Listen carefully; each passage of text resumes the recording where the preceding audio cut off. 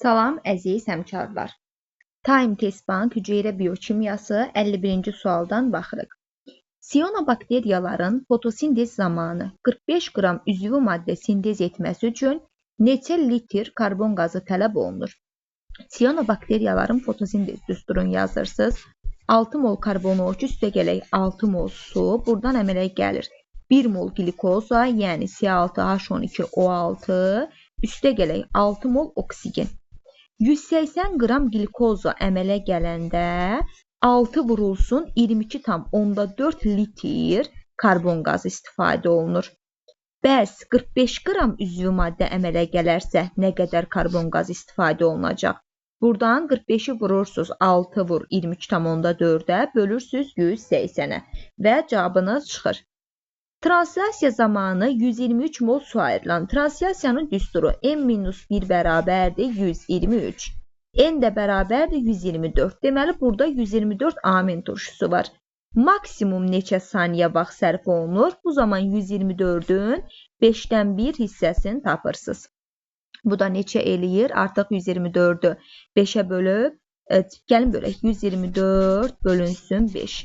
2 dəfə 5-im 10, 24-ün içərisində 4 dəfə 5-im 20, 40-ın içərisində də 8 dəfə. 24,8 C bəndi.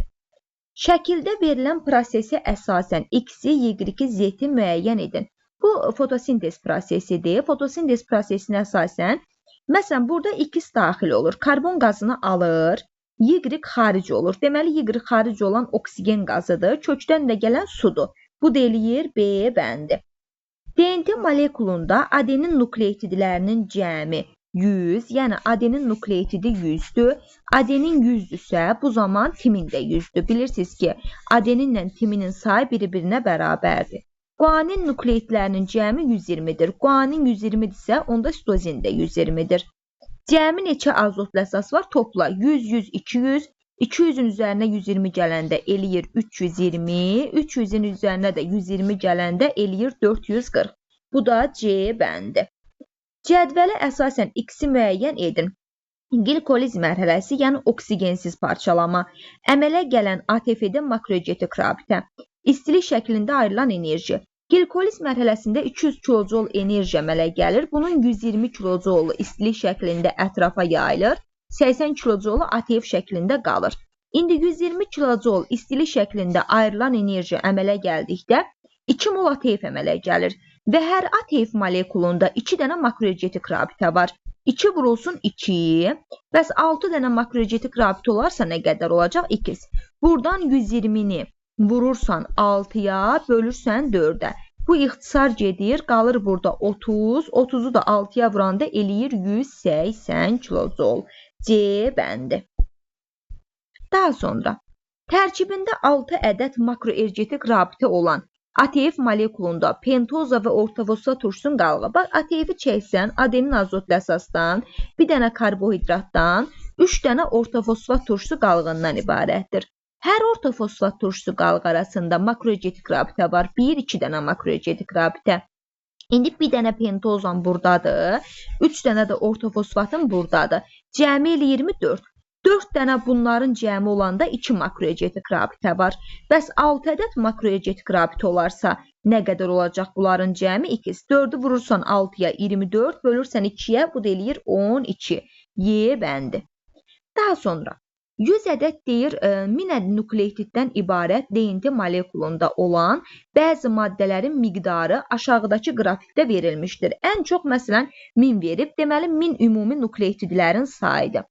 Əgər mənim 1000 dənə nukleotidim varsa, 1000 dənə fosfatım var, 1000 dənə də dezoksiribozam var. Çünki bir dənə nukleotidim azotlu əsasdan, karbohidratdan, bir də fosfatdan ibarətdir. DNT-nin də karbohidratı dezoksiribozadır. Bunu bildin. Deməli, sən bildin ki, Z ya fosfatdır, ya dezoksiriboza da yenə dezoksiriboza. 3 dənə variantımız var. Məsələn, mən baxıram ki, X-lə Y fərqlidir. Mən X-i adenin götürsəm, timin də götürə bilərəm. Mütləq Y-i guanin və sitozin götürməliyəm. Çünki say fərqi var. A variantına baxanda X-i adenin verib, Y-ə timin səhvdir. X adenin 200 götürürəmsə, timin də deməli 200 olmalıdır. Çıxdıq. B variantına baxıram. X-ə guanin verib 200, deməli sitozin də 200-dür. Y-ə verib 300 adenin, deməli timin də 300-dür. B variantı doğrudur. C-yə baxıram, məsələn, X-ə verib fosfat səhvdir. Fosfat elə 1000 dənədir. D-yə baxıram, məsələn, X-ə verib sitozin, onda guanin də 200 olmalıdır, amma guanin 300 verib səhvdir. Y variantına baxıram, məsələn, Y-ə verib dezoksiriboza səhvdir. Y elə nukleotidin sayı qədərdir. Yəni dezoksiriboza elə 1000 ədəddir. Deməli, o da oldu B bəndi. Cədvələ əsasən X-i müəyyən edin. Peptid rabitələrinin sayı 200-dür. Monomerlərin sayını soruşur. Sən bilirsən ki, su və peptid rabitənin hesablama düsturu M-1-dir. M-1 bərabərdir 200, N də bərabərdir 201. Deməli, burada 201 mənim monomerim var. C bəndi. Xemosintez prosesini həyata keçirən canlılar. Xemosintez prosesini həyata keçirən canlılar nədir? Bakteriyalardır. Gəlin bir-bir baxaq. Həm qaranlıq, həm işıqda üzvü maddə sintez edir, düzdür, fotosintez eləyə bilir. Avtotrofdur, düzdür, avtotrof özü bölünür, fotosintez edici, xemosintez edici. Formalaşmış nüvəyə malik deyil, düzdür, plastidlərə malikdir, səhvdir, iki membranlı orqanoidi yoxdur. Deməli, A bəndi. Bitki hüceyrəsində ən çox üstünlük təşkil edən polisaxarid sellulozadır ki, bu bitki hüceyrəsində ən çox üstünlüyü təşkil edir. Cədvələ əsasən glikoliz ATF şəklində toplanan enerji. Glikoliz prosesində 200 kilojul enerji əmələ gəlir. Bunun 80 kilojulu ATF şəklində toplanır, 120 kilojul ətrafa yayılır. İndi 80 kilojul ATF əmələ gələndə 120 istilik şəklində yayıldı. Bəs 240 ATF əmələ gələrsə nə qədər istilik əmələ gələcək? X. Buradan 240-ı vurursan 120-yə, bölürsən 80-ə. Bu ixtisar gedir, düşür burada 3, 120-ni də 3-ə vuranda eləyir 360. D bəndi. Hansı bakteriya hidrogen mənbəyi kimi, hidrogen mənbəyi kimi H2-dən istifadə edir? Bu əlbəttə ki, kükürt bakteriyadır ki, hidrogen mənbəyi kimi H2-dən istifadə edir. Cədvələ əsasən X plus Y cəmini tap. Azotlu əsasların növ müxtəlifliyi adenin, guanin, sitozin, timin, urasil. Bu elədi 5. Nukleotlərin növ müxtəlifliyi DNT-də adenin, guanin, sitozin, timin, RNT-də adenin, guanin, sitozin, urasil. Bu da eləyir 4, 4, 8. 8-in üzərinə gəlirsən 5, bu da eləyir 13. Çünki cəmin soruşur səndən. Glikozanın parçalanması zamanı oksigenli mərhələdə ATF şəklində ayrılan enerji 5760 kilojul olmuşdur. Bu zaman ayrılan su molekullarında cəmi neçə proton var? Ümumiyyətcə bilirsiniz ki, glikozanın parçalanması zamanı oksigenlidə 2600 kilojul enerji əmələ gəlir. Bunun 1440 kilojulu ATF şəklində qalır, 1160 kilojulu istilik şəklində ətrafa yayılır. İndi baxaq. Deyir parçalanması zamanı oksigenli mərhələdə ATF şəklində ayrılan enerji 5760 kilojul olmuşdur. Sən bilirsən ki, 1440 kilojul ATF şəklində əmələ gələndə 42 molekul su ayrılır. 42 molekul suyu buradan tapmalısan. Bəs 5760 kilojul ATF şəklində enerji əmələ gəlmişsə neçə molekul su ayrılacaq ki? X-i buradan tapırsan 5760-ı vurursan 42-yə, bölürsən 1440-a. Bu eləyir 168 mol. Və 1 mol suyumda 10 dənə proton var. 168-i də vurursan 10-a, protonun sayını tapırsan. Bu da eləyir A bəndi. Daha sonra üzürlü sayı 65. DNT molekulunda adenin və sitozin nukleotidlərinin sayının cəmi biri-birinə bərabərdir. Yəni, mənim bir dənə adenim var, bir dənə sitozinim var. Buna komplementar olaraq timin, sitozinə komplementar olaraq guanin yazdım. Bu DNT molekulunda n sayda hidrogen rabitə olarsa, həmin molekulda neçə nukleotid olduğunu hesablayın. Burada neçə dənə nukleotidim var? 1, 2, 3, 4. 4 dənə nukleotid olanda nə qədər hidrogen rabitə olur? 2 bu, 3 bu, 5. Bəs n sayda hidrogen rabitə olanda nə qədər nukleotidim olacaq? 2. Buradan x-i tapırsan. 5x bərabərdir 4n, x də bərabərdir 4n bölünsün 5. Minimala gətirib tapa bilərəm. Bu da eləyir D bəndi. Daha sonra deyir ki, 65 metr kvadrat yarpaq sahəsində 4 saat ərzində düşən günəş enerjisi qədər enerjiyə sahib zülal molekulu birinci karbohidratı tapıb sonra zülala keçməliyəm. Gəlin biz düsturumuzu yazaq. Bizim belə bir düsturumuz var. M bərabərdir S vurulsun T. Burada yarpaq sahəsini verib 55, saatı da verib 4. 55'i 4'e vururam, tapıram 220 qram glikoza. Bax, bu tapdığım mənim glikozadır. İndi enerji deyir. Sən bilirsən ki, 1 qram glikoza parçalananda 17,6 kilojul enerji əmələ gəlir. 220'ni vurarsan 17,6'ya tapasan burada enerjinin miqdarını. Bu da eləyir 3872 kilojul enerji. Günəş enerjisi qədər. Sən bilirsən ki, bitki 1%-dən istifadə edir. Yəni 3872'in 1%'dir. Bəs 100%im nə qədərdir? 100%im x.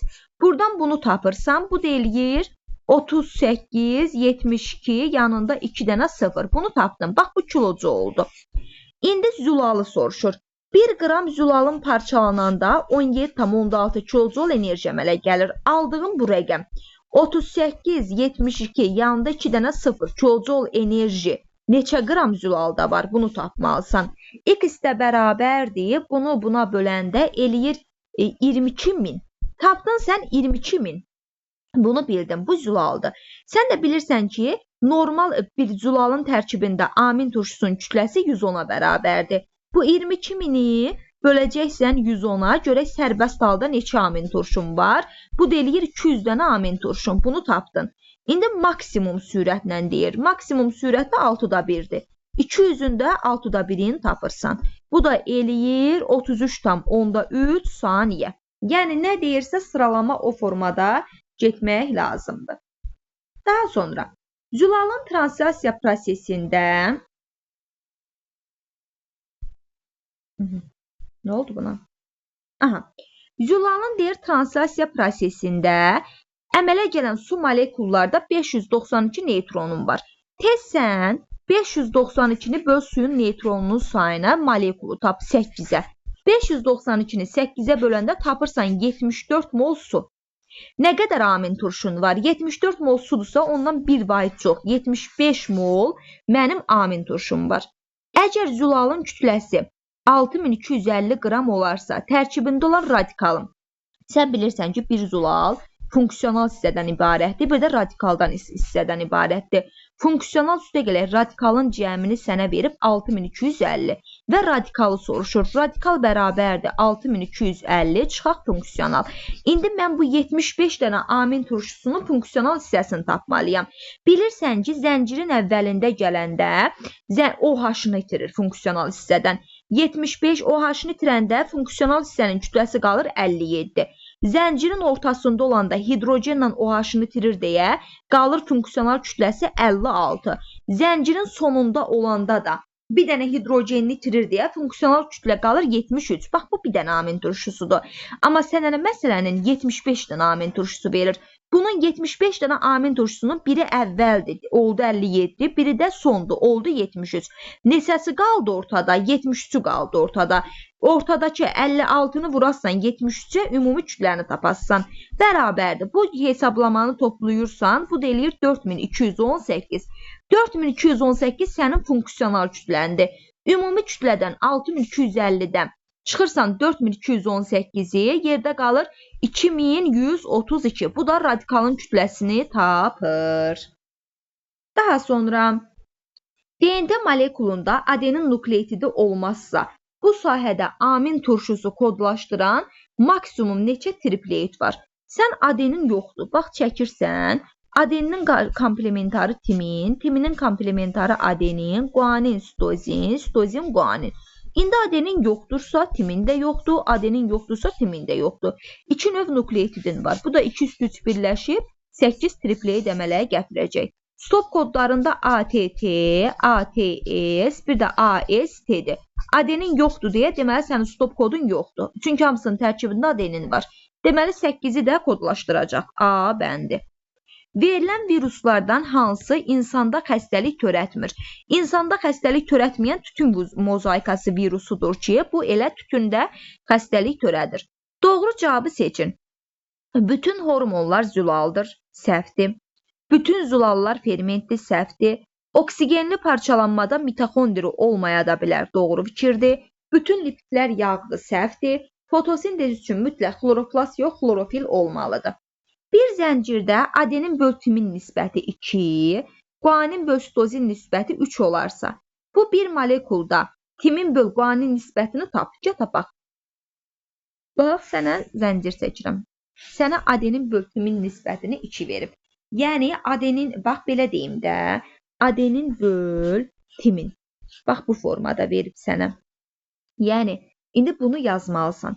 Bax, adenin böl timin nisbəti 2-dirsə, deməli, səndə 2 dənə adenin var, bir dənə timin var. Bunu düzdün.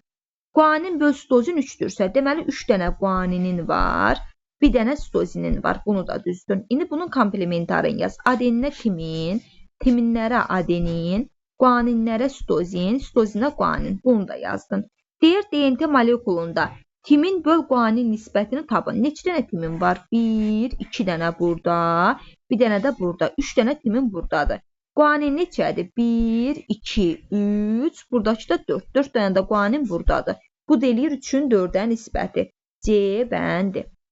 Daha sonra deyir, zülalın tərkibinə 2 peptid rabitə əmələ gəlməsində iştirak edən amin turşularının sayı 238-dir. Yəni, 2 peptid rabitəni ortada olan əmələ gətirir. Ortada olan 238-dir. Bu zülalın sintezində iştirak edən məlum... 238 ortadadır. Bir dənə əvvəldəkin yazarsan, bir dənə də sondakın. 238-in üstünə gəlirsən 2. Bu deyir 240. Bunu tapdın sən. 240-ı tapdın. İndi deyir ki, maksimum sürətlə də 6-da 1 hərəkət eləyir. 240-ın da 6-da 1-ini tapırsan, bu deyir 40 saniyə. A bəndi. Yarpağın ümumi sahəsi 6 metr kvadratı olan bitki gün ərzində fotosintez prosesində udduğu karbon qazının və buraxdığı oksigen qazının kütlələri arasındakı fərq. Sən ümumi fotosintezin tənliyin yaz. 6 mol karbon O2 üstə gələk 6 mol su əmələ gəlir. C6 H12 O6 üstə gələk 6 mol oksigen. Bax, 180 qram glikoza əmələ gələndə səndə fərqi soruşur. 6 vurulsun 44 qram karbon O2 əmələ gəlir. Çıxaq 6 vurulsun oksigen qram 32 qram da nə əmələ gəlir? Oksigen əmələ gəlir. Bəs 36 qram olarsa nə qədərdir? 2. Buradan mən ümumi açıqlamasını yazmadım da. Sən 6-nı 44-ə vurub aldığın cavabdan 6 vur 32-ni çıxıb fərqi yazmalısan. Mən də genişlənməsi açığı ilə yazdım. Bu da burada eləyir x bərabərdir 90 qram. Sən tapdın 90 qramı. Sənin ümumi düsturun var. M bərabərdir.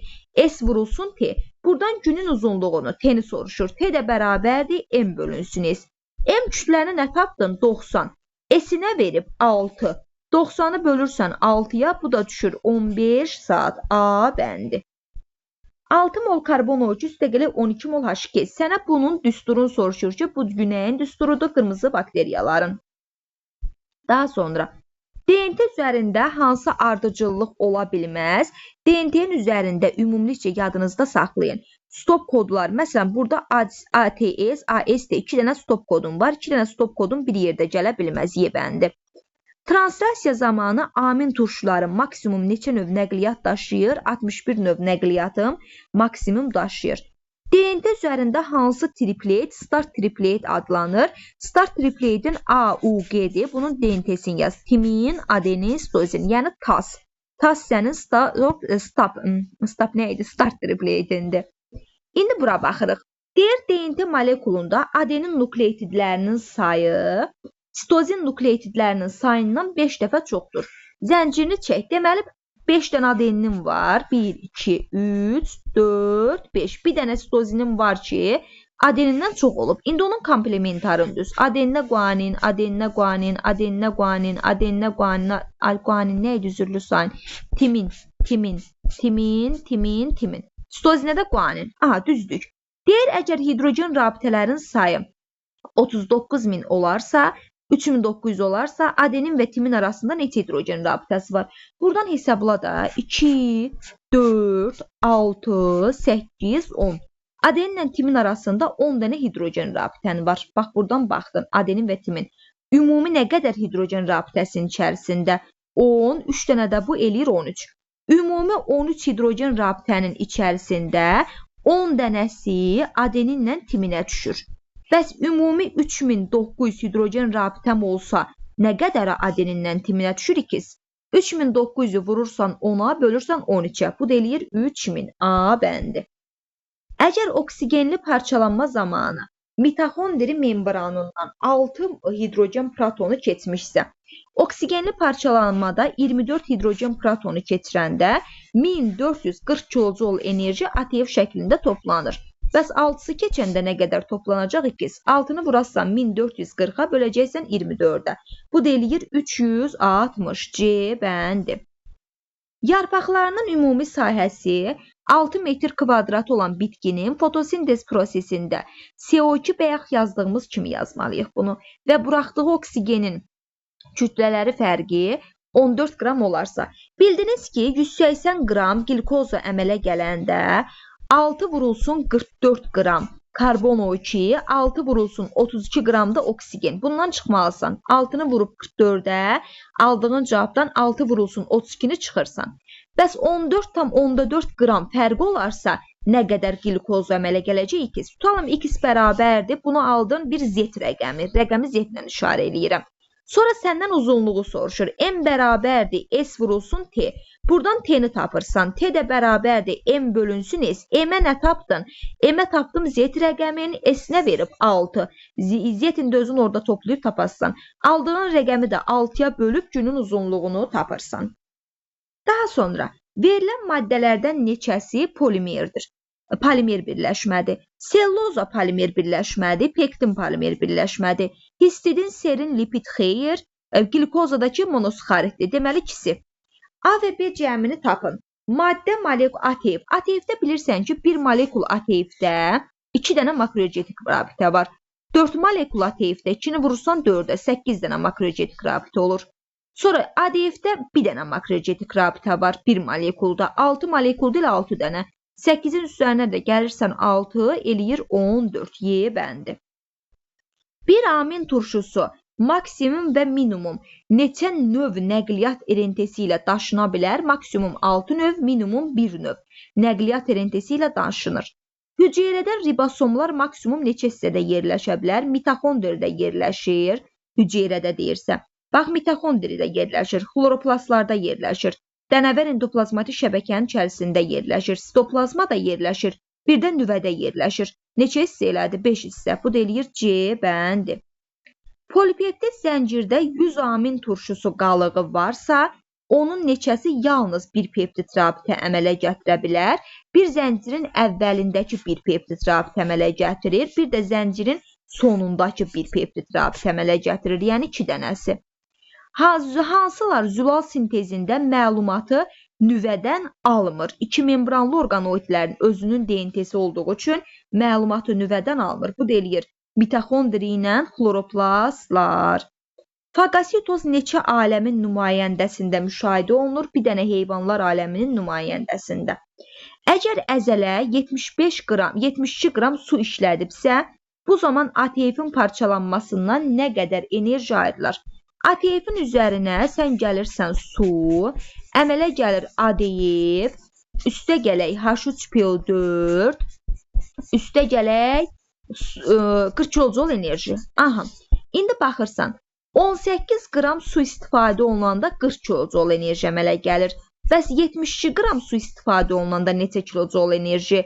72'ni vurursan 40'a, bölürsən 18'ə. Bu da eləyir 160.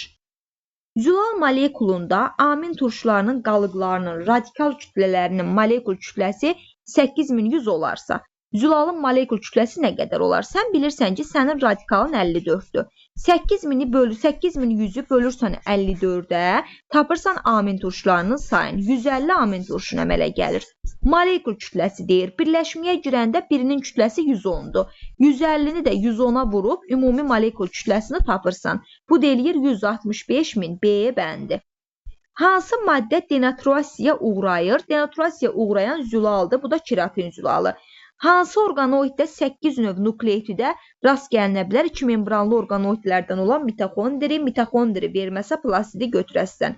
2 membranlı orqanoidlər. Aha. Cədvəldə bəzi xüsusiyyətləri bilinən müsbət və mənfi 4 fərqli DNT molekullarından hansında ümumi nukleotidlərin sayını tapmaq olar? Gəlin baxaq. Adenin nukleotidini bilməklə timini də bilərəm, sitozini bilməklə guanini də bilərəm. Deməli, bir ilə tapa bilərəm. Hidrogen rabitənin sayını verib, bir də sitozinin sayını verib. Hidrogen rabitə bərabərdir ümumi nukleotidlər üstəgələ sitozin. Ümumi nukleotid bərabərdir hidrogen çıxılsın sitozin. Bununla da tapa bilərəm 2 ilə də.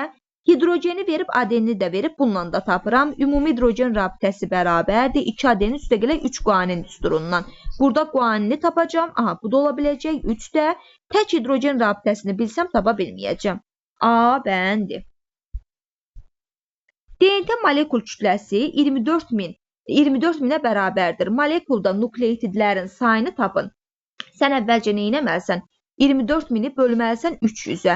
24.000-i 300-ə böləndə eləyir 800. Deməli, sənin burada 800 nukleotidin var. Sintez olunmasında ribosomlar iştirak etmir. İnsulin zülaldır, hemoglobindir, ATF sintetaza, DNT polimeraza hamısında iştirak edir. Glikoza, monosxariddir, iştirak eləmir. D bəndi. Bakteriyaların hüceyrələrində rast gəlinir. Aha, nələr rast gəlinir onu tapmalısan. Plazmatik membranı var. Nüvəsi yoxdur, Golgisi yoxdur, DNT'si var, ribosomu var. Mitoxondrisi də yoxdur. 1, 4, 5. Timin və sitozin nukleotidlərinin sayı bərabər olan. Timin sitozinə bərabərdirsə, bunun komplementarı adenində rəsindən bir dənə götürəsən. Sitozində guanində tapdın. Bərabər olan DNT molekulunda adenin nukleotidlərinin karbohidrat fosfat turşu qalğılarının sayı M olarsa, nukleotidlərin ümumi sayını tap. Bax, burada 4 dənə nukleotidin var sənin. 4 dənə nukleotid olanda bir dənə adeninin tərkibində belədir də, bir dənə adenin azotlu əsası, karbohidratı, bir də fosfatı. Bir dənə adenində karbohidrat və fosfatın cəmi eləyir 2. Bəs burada deyir ki, M qədər olarsa cəmi nukleotidin sayını tapmalısan 2. 4'ü vurassan M-ə böləsən 2'yə. Bu da 22. 4'ü 2 eləyir də, hə, C bəndi. Hüceyrənin tərkibində kütləcə ən çox olan oksigendir. Molca desəydi hidrogendir. Hansı maddənin tərkibində peptid rabitəyə rast gəlinər? Zülal, bu da keratin zülalı. B bəndi. Hepatit C virusunun tərkibində hansı azotlu əsasa rast gəlinə bilməz? Hepatit C RNT tərkiblidir. RNT tərkiblidə də timin yoxdur. Ona görə, məsələn, A variantında adenin var, urasil var, sitozin var, adenin var, amma timin yoxdur, urasili də var. DNT molekulunda ribozaların sayı hansı maddənin sayına uyğun olur? Ümumiyyətcə, bir dənə azotlu əsasın bir karbohidratdan, bir də ortofosfat turşusu qalığından ibarətdir. Pentoza, yəni DNT molekulunun, RNT molekulunun düzülü sayı, ribozanın sayı ortofosfat turşusunun sayına bərabərdir. Bu deyir Y bəndi.